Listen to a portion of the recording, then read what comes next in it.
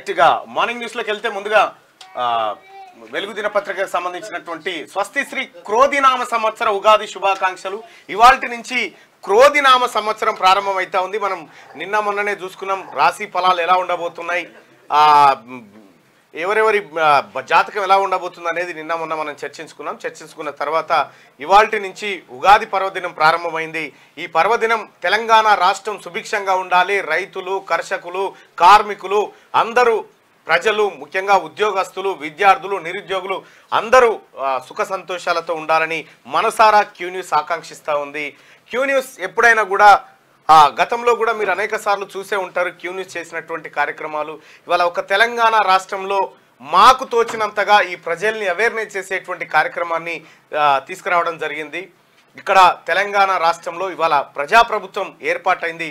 ప్రజాప్రభుత్వంలో ఈ మీడియా ఛానళ్ళన్నీ ప్రజల కోసం పనిచేయాలని చెప్పి, ప్రజల ఆకాంక్షల మేరకు పనిచేయాలని మనసారా కోరుకుంటా ఉన్నాం. ఇక అలాగే క్యూ న్యూస్ రీఓపెన్ సందర్భంగా మీరు చూపించినటువంటి ఆదరణ, మిలియన్ల సబ్స్క్రైబర్స్ ఎవరైతే ఉన్నారో మీ అందరికీ కూడా ఉగాది పర్వదిన శుభాకాంక్షలు మరోసారి తెలియజేస్తూ, మార్నింగ్ న్యూస్ యథావిధిగా కొద్దిగా ఆలస్యం జరిగింది, పూజా కార్యక్రమాలు ఉండడం వల్ల. దాన్ని సుదర్శన్ ఎందుకో లేట్గా స్టార్ట్ చేసిన వారు నాకు అర్థం కాలే.